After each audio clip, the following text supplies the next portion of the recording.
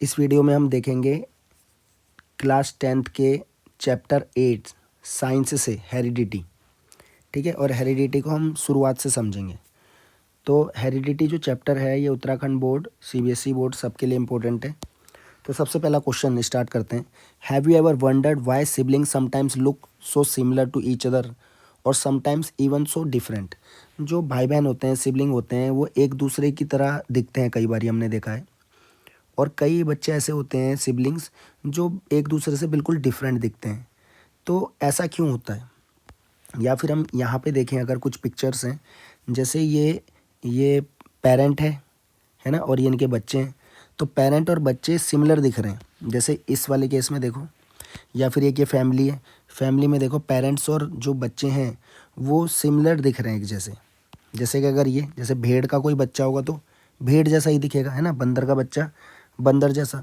तो ये several related question, ऐसे जो क्वेश्चंस हैं जो पेरेंट्स की तरह उनके बच्चों को ना हम ऑफ स्प्रिंग या प्रोजेनी भी बोलते हैं। तो पेरेंट्स की तरह उनके ऑफ स्प्रिंग दिखते हैं, वो अगर हमें समझना है तो बायोलॉजी की एक ब्रांच है जिसे कहते हैं जेनेटिक्स। हमें जेनेटिक्स के बारे में समझना पड़ेगा, और जेनेटिक्स के बारे में अगर हम समझेंगे तब हमें पता चलेगा कि किस तरह से पेरेंट्स से उनके ऑफ स्प्रिंग में जो कैरेक्टर्स हैं वो ट्रांसफ़र होते हैं। जैसे कलर, स्किन का कलर, या बाल किस तरह के हैं, है ना, स्ट्रेट हैं, कर्ली हेयर हैं, या आइज़ का कलर।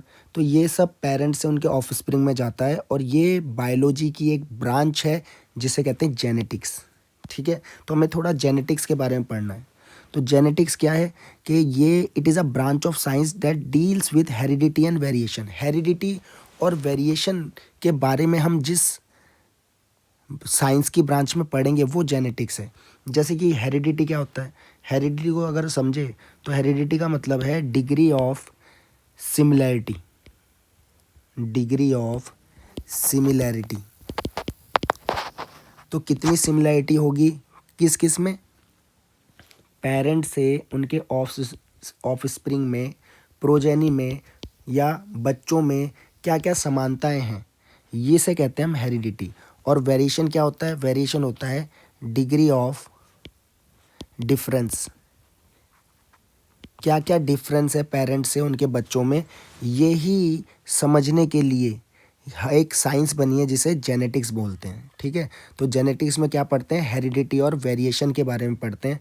हेरिडिटी होती है कि क्या क्या समानता होती हैं पेरेंट्स और ऑफस्प्रिंग में, और वेरिएशन होता है क्या क्या अंतर होता है, डिफरेंस होता है। और जो समानताएं और जो अंतर पेरेंट्स से ऑफस्प्रिंग में ट्रांसफ़र होती हैं, उस मैकेनिज़्म को हम कहते हैं इनहेरिटेंस। ठीक है, जो पीडीएफ है ये भी मैं प्रोवाइड करूँगा, लेकिन जो मैं एक्स्ट्रा चीज़ें बता रहा हूँ इसको साथ साथ नोट भी करते चलना कि हेरिडिटी का मतलब क्या है, वेरिएशन का मतलब क्या है। और हेरिडिटी और वेरिएशन, समानता और असमानता पेरेंट्स से उनके बच्चों में जो ट्रांसफ़र होती है, उस मैकेनिज़्म को, उस मेथड को हम कहते हैं इनहेरिटेंस। तो बेसिकली हमें इसमें ये पढ़ना है कि किस तरह से जो पेरेंट्स में कैरेक्टर्स हैं, कैरेक्टर्स को अगर हम एक एग्जांपल समझे, जैसे पेरेंट्स की हाइट या पेरेंट्स का स्किन कलर, वैसे ही बच्चों की हाइट या बच्चों का स्किन कलर होता है। अब देखो, इसमें हम पढ़ रहे हैं कि वेरिएशन दो प्रकार के होते हैं, सोमेटिक वेरिएशन और गैमेटिक वेरिएशन। तो सोमेटिक वेरिएशन क्या होता है, इसे समझते हैं डेफिनेशन को, कि somatic variation is the variation occurring in the any of the cells except sex cell. तो जैसे हमारे एक एग्जांपल यहाँ पे देखो कि अगर कोई पेरेंट्स है ना, कोई सिंगल पेरेंट लेते हैं, जैसे कोई मेल पेरेंट है और उनका ऑफस्प्रिंग है, और मेल पेरेंट के जो कान हैं वो बोर हो रखे थे, मतलब छिदे हुए थे कान। तो अगर इनका कोई ऑफस्प्रिंग, इनका कोई बच्चा पैदा होगा तो क्या उसके भी कान छिदे होंगे? नहीं छिदे होंगे, है ना। लेकिन ये वेरिएशन तो आ गया ना, अंतर आ गया। तो ये जो वेरिएशन है इसे हम एक्वायर्ड वेरिएशन या सोमेटिक वेरिएशन कहते हैं, जो कि ट्रांसफ़र नहीं होता फादर से उनके बच्चों में, या किसी पेरेंट जनरेशन से उनके ऑफस्प्रिंग में ट्रांसफ़र नहीं होगा। लेकिन अगर हम देखें, एक इनहेरिटेड वेरिएशन है जिसे गैमेटिक वेरिएशन भी कहते हैं। जैसे कि ह्यूमन की हाइट, तो अगर ये फादर हाइट में टॉल हैं तो इनके ऑफस्प्रिंग जो होंगे वो चांसेस है कि ये भी टॉल होंगे, है ना। अगर इनका स्किन का कलर फेयर है तो ऑफ स्प्रिंग के भी चांसेस है कि फेयर होंगे। चांसेस क्यों कह रहा हूँ मैं, क्योंकि इनसे पहले जो जनरेशन रही होगी उनके भी जो जीन्स है वो भी ट्रांसफ़र हो सकते हैं। तो एक जनरेशन से दूसरी जनरेशन में जो कैरेक्टर ट्रांसफ़र होते हैं वो कहलाते हैं किसके अंदर, इनहेरिटेड वेरिएशन। और जो कैरेक्टर ट्रांसफ़र नहीं होते वो होते हैं एक्वायर्ड वेरिएशन। ठीक है, तो दो टाइप के वेरिएशन है। अभी हमने ये समझा है कि जेनेटिक्स क्या है और फिर हेरिडिटी क्या है और फिर वेरिएशन क्या है। और हेरिडिटी और वेरिएशन का ट्रांसफ़र होना नई जनरेशन में, उस मैकेनिज़्म को हम कहते हैं इनहेरिटेंस। और वेरिएशन दो प्रकार के हैं, जो ट्रांसफ़र होते हैं और जो नहीं होते। जो ट्रांसफ़र नहीं होते उनको कहते हैं एक्वायर्ड वेरिएशन और जो ट्रांसफ़र होते हैं वो होते हैं इनहेरिटेड वेरिएशन। ठीक है, तो अब इसमें देखो ये जो कुछ क्वेश्चंस मैं बता रहा हूँ इंपॉर्टेंट, वो ध्यान से करने हैं। बाकी ये चीज़ समझने वाली है, इनको भी नोट रखना है। लेकिन जो क्वेश्चन है इंपॉर्टेंट, इनको तो लर्न रखना है एकदम से। जैसे कि एक क्वेश्चन है, how variation increase the chance of survival in a changing environment. तो एक मैं एग्जांपल बना रहा हूँ यहाँ पे। जैसे समझो कि एक पॉन्ड है तालाब है, और तालाब में कुछ बैक्टीरिया हैं, है ना। रुका हुआ पानी है, वहाँ पे कुछ बैक्टीरिया ग्रो कर सकते हैं। तो कुछ बैक्टीरिया हैं, और ये बैक्टीरिया क्या करते हैं कि जो इनका एनवायरनमेंट है, जो टेम्परेचर इनकी सराउंडिंग का, मान लेते हैं 38% है, 38 डिग्री सेंटीग्रेड है टेम्परेचर, तो ये उस टेम्परेचर को टॉलरेट कर लेते हैं, उस टेम्परेचर पे सर्वाइव कर लेते हैं, जिंदा रह लेते हैं। अब धीरे धीरे क्या होता है कि ये बैक्टीरिया है, तो बैक्टीरिया क्या करते हैं, असेक्सुअल रिप्रोडक्शन, है ना। पेरेंट से उनके बच्चों का जन्म होने के लिए दो तरह के रिप्रोडक्शन के मेथड हैं, एक असेक्सुअल और एक सेक्सुअल। असेक्सुअल में सिंगल पेरेंट इन्वॉल्व होता है और सेक्सुअल में मेल और फीमेल दोनों पेरेंट के इन्वॉल्वमेंट की ज़रूरत होती है। तो बैक्टीरिया जो है वो सिंगल पेरेंट से ही अपने ऑफ स्प्रिंग प्रोड्यूस कर सकता है। तो वो किसके अंतर्गत आएगा, असेक्सुअल रिप्रोडक्शन। और असेक्सुअल रिप्रोडक्शन में जो वेरिएशन होते हैं ना वो कम होते हैं। जैसे कि अगर कोई सेक्सुअल रिप्रोडक्शन, एक मेल है और एक फीमेल है, तो मेल और फीमेल के से स्पर्म और ओवम मिलेगा और उसी स्पर्म ओवम से नए ऑफस्प्रिंग का जन्म होगा। तो उसमें कुछ मेल के कैरेक्टर भी आएंगे, फीमेल के। लेकिन अगर कोई सिंगल पेरेंट है, तो सिंगल पेरेंट से अगर ऑफस्प्रिंग प्रोड्यूस हो रहा है तो उसमें तो सिर्फ कैरेक्टर किसके आएंगे, सिर्फ सिंगल पेरेंट के कैरेक्टर ही आएंगे, तो उसमें वेरिएशन कम होगा। लेकिन सेक्सुअल में दोनों के कैरेक्टर्स आएंगे तो कुछ बदलाव ज़्यादा हो सकता है। तो अभी मैं क्या बात कर रहा हूँ कि एक बैक्टीरिया है जो कि एक पॉन्ड में रहता है और उसको सर्वाइव करना है, जीवन जीने के लिए 38 डिग्री सेंटीग्रेड पे आसानी से वो जी सकता है। लेकिन हमें पता है कि आसपास का टेम्परेचर बढ़ता जा रहा है, ग्लोबल वार्मिंग हो रही है, पॉल्यूशन हो रहा है, जिससे टेम्परेचर राइज़ कर रहा है, और टेम्परेचर राइज़ करने से एनवायरनमेंट का भी टेम्परेचर बढ़ रहा है। तो कभी ऐसा होता है, मान लेते हैं कि यहाँ पे एनवायरनमेंट का टेम्परेचर 40 डिग्री, सराउंडिंग का टेम्परेचर 40 डिग्री है, तो पॉन्ड के पानी का भी टेम्परेचर 40 डिग्री सेंटीग्रेड हो जाएगा। लेकिन होता क्या है कि ये तो 38 डिग्री सेंटीग्रेड पे ही सर्वाइव कर रहे थे। लेकिन जब एक जनरेशन से दूसरी जनरेशन बनती है, रिप्रोडक्शन होता है, दूसरी से तीसरी, तो कई सारे कुछ चेंजेस आ जाते हैं, वेरिएशन आ जाते हैं। और उन चेंजेस से कुछ, मान लो जैसे एक बैक्टीरिया, ये 1 जिसमें लिखा है और एक ये 2 जिसमें लिखा है, इन दोनों के पास ये कैपेबिलिटी आ गई कि ये अब 40 डिग्री सेंटीग्रेड पे भी सर्वाइव कर पा रहे हैं। बाकी जो हैं ये इतने सारे, ये 38 पे थे, तो ये सब तो मर जाएंगे, ये सर्वाइव नहीं कर पाएंगे। लेकिन ये दोनों सर्वाइव कर पाएंगे। तो इसका मतलब हम बोल सकते हैं कि वेरिएशन से जो चांसेस होते हैं सर्वाइवल के वो बढ़ जाते हैं, है ना। लेकिन हर बार ही नहीं बढ़ते, ऐसा ज़रूरी नहीं है। जैसे कि एक एग्जांपल ये तुम्हें दिख रहा है कि ये देखो, ये बर्ड्स हैं, बर्ड्स ये प्रीडेटर हैं, मतलब ये शिकारी हैं।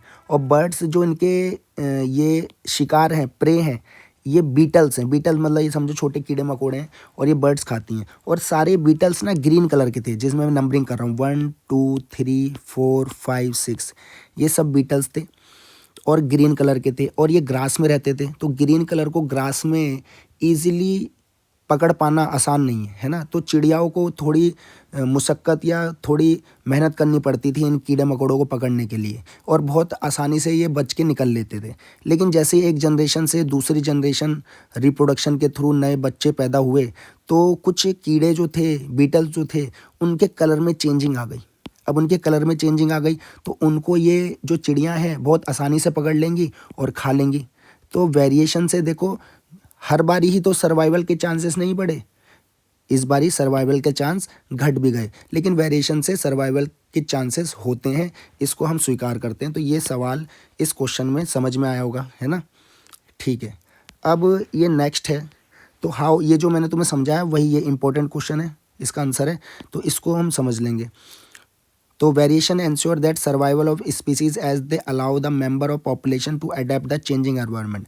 तो जो भी पॉपुलेशन है किसी भी स्पीसीज की, किसी भी प्रजाति की जो जनसंख्या है, यदि वो चेंजिंग एनवायरनमेंट की कंडीशन को अडॉप्ट कर ले, जैसे बढ़ते हुए टेम्परेचर को अडॉप्ट कर लिया उन्होंने, कुछ बैक्टीरिया में कुछ ऐसा वेरिएशन आया रिप्रोडक्शन के समय, तो जो वही एग्जांपल है, bacteria variant which can tolerate heat have better survival chance. तो कुछ बैक्टीरिया जब रिप्रोडक्शन के थ्रू उनमें डिफरेंट वेरिएंट्स आए तो वो हीट के समय सर्वाइव कर पाए, ठीक है। और किनके कंपेयर में, नॉन वेरिएंट, जो उन पे नहीं आया वेरिएशन टेम्परेचर में, ज़्यादा टेम्परेचर में सर्वाइव करने का, तो वो सर्वाइव नहीं कर पाए, ठीक है। तो ये है, ये इंपॉर्टेंट है, इसे याद रखना। देखो अब इसमें बात करते हैं आगे कि मेंडल जो हैं इनको ही बोला जाता है father of modern genetics. Genetics वही है जिससे हमें पता चलता है किस तरह से पेरेंट्स से उनके ऑफ स्प्रिंग में कैरेक्टर ट्रांसफ़र होते हैं, तो इनको मेंडल को कहा गया। अब देखिए थोड़ा इनकी जो एक कहानी है ये पेपर में डायरेक्टली तो आएगी नहीं, लेकिन थोड़ा वही बात है कि इंटरेस्ट अगर डेवलप होता है बच्चों का पढ़ने से तो उन्हें लंबे समय तक चीज़ें याद भी रहती हैं, और इंटरेस्ट डेवलप रहेगा तो आगे वो उस क्षेत्र में आगे बढ़ने की सोचेंगे भी। तो इसको समझना है, ये अच्छी कहानी है एक। तो मेंडल जो थे वो जर्मन स्पीकिंग फैमिली थे, और ऑस्ट्रियन एम्पायर, ऑस्ट्रिया नाम का जो देश है ना, वहाँ पे उस समय पैदा हुए थे। और मेंडल जो थे उन्होंने पी प्लांट पे वर्क किया, मतलब जो भी अपने एक्सपेरिमेंट करे, स्टडी करे, मटर के पौधे पे करे। अब ऐसा क्यों किया कि मेंडल जो थे ना वो गरीब परिवार से थे, तो उनके परिवार वालों ने उनको मोनेस्ट्री में भेज दिया। मोनेस्ट्री होती हैं जहाँ पे रिलीजियस प्रैक्टिस होती हैं अलग अलग धर्म की, तो मोनेस्ट्री में भेज दिया, और मोनेस्ट्री में वो वहीं पे पढ़ते थे, और उनका काम था कि गार्डनिंग करना, ठीक है। तो जो माली थे मतलब वो, तो वो वहाँ पे बहुत सारे पी प्लांट थे, तो पी प्लांट को वो देखते थे कि ये पी प्लांट, कुछ पी प्लांट टॉल हैं, कुछ ड्रॉफ हैं, किसी में जो पी प्लांट के जो दाने हैं, सीड्स हैं, वो एकदम राउंड है, कुछ रिंकल हैं, तो ये कैसे कैसे इनके डिफरेंट कैरेक्टर्स हैं उसके बारे में वो देखते रहे। और फिर जब उन्होंने स्टडी करी, और अपनी स्टडी के बाद अब होता क्या है ना कि वो उनकी डेथ भी हो जाती है, लेकिन उनकी जो स्टडी है वो तब तक प्रकाशित नहीं होती है, ना किसी को पता चलता है। कुछ लोग होते हैं उनके आसपास वो जानते हैं, लेकिन फिर क्या होता है कि कुछ 3 ये साइंटिस्ट थे जिनके नाम लिखे हुए हैं, है ना, Erich von, Hugo de Vries, Carl Correns. तो जो ये वैज्ञानिक थे इन्होंने भी उसी से रिलेटेड ये स्टडी कर रहे थे जेनेटिक्स पे, और फिर इन्होंने देखा कि ये मेंडल के कहीं से इनको प्राप्त हुए कि मेंडल के ये ऐसे कुछ नोट्स हैं, और ये सारी बात जो हम पढ़ रहे हैं तो मेंडल ने पहले से ही डिस्कवर कर रखी हैं। तो फिर जाके मेंडल को मरने के बाद बोला गया कि यही है मॉडर्न साइंस ऑफ जेनेटिक्स के फादर, है ना। तो देखो अगर हम किसी भी क्षेत्र में ध्यान दे के ही तो बने वो साइंटिस्ट। कोई ऐसे वो बड़े परिवार में नहीं थे कि पढ़ाई लिखाई के लिए उनको बहुत बड़े इंस्टीट्यूट में भेजा हो, है ना, लेकिन उन्होंने ऑब्जर्वेशन रखी और इंटरेस्ट उनको डेवलप हुआ, तो इतनी बड़ी खोज उन्होंने करी, है ना। तो अब ये समझ गई। अच्छा, ये पेपर में आएगा नहीं, ये समझने के लिए था। पेपर में आएगा ये वाला सवाल, वेरी इंपॉर्टेंट। तो ये कौन सा क्वेश्चन है, इस क्वेश्चन में why did Mendel choose P plant. अब पी प्लांट को ही क्यों चूज़ किया, पी प्लांट को इसलिए चूज़ किया भाई कि अगर कोई मनुष्य को वो चूज़ करते तो मनुष्य की एक जनरेशन से दूसरी जनरेशन में मिनिमम 40-50 साल तो लगेंगे ही, और मेंडल अगर उसको ऑब्जर्व करते तो वो खुद ही एज्ड हो जाते, खुद ही उनकी उम्र हो जाती ज़्यादा, तो ज़्यादा वो स्टडी नहीं कर पाते। तो पी प्लांट जो है उसमें कुछ ऐसी क्वालिटी है कि जिससे उनकी स्टडी पूरी हो पाई। तो क्या क्वालिटी है समझनी है, तो उन्होंने गार्डन पी प्लांट को चूज़ किया। इसका एक साइंटिफिक नेम है पाइसम सटाइवम ये भी याद रखना है। अब क्यों किया, तो पहला तो ये था ability of detectable contrasting traits, मतलब कुछ जो पी प्लांट होते हैं ना उनमें कुछ ऐसी ट्रेट्स होती हैं, कुछ ऐसी कैरेक्टर होती हैं जो आसानी से देख पाएँ, जैसे टॉल होते हैं, कुछ ड्रॉप होते हैं, किन्हीं के जो सीड्स होते हैं, ठीक है, वो राउंड होते हैं, किन्हीं के सीड्स रिंकल होते हैं, और वो आसानी से हम देख सकते हैं। जैसे अगर किसी की लीफ है, लीफ के अंदर जो वेन्स हैं, फिर उसके अंदर साइटोप्लाज्म होगा, सेल होगा, उसमें भी कुछ डिफरेंस होगा, लेकिन उसको हम अपनी आंखों से डायरेक्टली नहीं देख पाएंगे। तो उसमें अलग अलग प्रकार के ट्रेट्स थे, कैरेक्टर्स थे जो ईजिली डिटेक्टेबल थे, इसलिए उन्होंने चुना। दूसरा शॉर्ट लाइफ स्पैन है, लगभग 1 ईयर का लाइफ स्पैन होता है और इसमें कई सारे वो सीड्स दे देते हैं और उन्हीं सीड से नए पी प्लांट को रिप्रोड्यूस किया जा सकता है। तो लाइफ स्पैन शॉर्ट है, जैसे मनुष्यों का लाइफ स्पैन ज़्यादा होगा ना तो वो ज़्यादा जनरेशन को वो स्टडी नहीं कर पाएंगे। नेक्स्ट, वैसे तो ये सेल्फ पॉलिनेशन करते हैं। सेल्फ पॉलिनेशन क्यों करते हैं? क्योंकि ये बायसेक्सुअल प्लांट होते हैं। सबको पता होना चाहिए बायसेक्सुअल प्लांट वो होते हैं जिनमें मेल और फीमेल दोनों पार्ट होते हैं, है ना। स्टैमन और पिस्टिल, मेल और फीमेल दोनों पार्ट होते हैं, उनको कहते हैं बायसेक्सुअल। लेकिन क्या करते हैं, क्रॉस फर्टिलाइजेशन भी कर सकते हैं। कैसे क्रॉस फर्टिलाइजेशन कर सकते हैं? ये क्रॉस फर्टिलाइजेशन कर सकते हैं इमैस्कुलेशन करके। तो ये एक इम्पॉर्टेंट चीज़ है, इसे समझते हैं। इमैस्कुलेशन क्या है? जैसे समझो कि एक मैं ऐसे ही फ्लावर बना रहा हूँ, यही आता है मुझे बनाना। तो इसे देखो, अब ये फ्लावर में ये मैंने बनाया, ये मेल पार्ट है और यहाँ पे बना दिया मैंने फीमेल पार्ट, ठीक है। अब मेल पार्ट जो है वो मेल पार्ट क्या है? इसको कहते हैं स्टैमन, मेल पार्ट को। इसके ऊपर वाला जो टॉप का पार्ट है इसे कहते हैं एंथर और ये जो पतली डंडी दिख रही है फिलामेंट। और ये फीमेल पार्ट है, इसको कहते हैं पूरे को पिस्टिल। और ऊपर वाले पार्ट का नाम अलग है, इसे कहते हैं हम स्टिग्मा। ये है स्टाइल, ये है ओवरी, अंदर होता है ओव्यूल। अब जो कुछ फ्लावर ऐसे होते हैं उनमें सिर्फ या तो मेल पार्ट होगा या फिर फीमेल पार्ट होगा, लेकिन कुछ फ्लावर ऐसे होते हैं जिनमें फीमेल और मेल दोनों पार्ट होते हैं।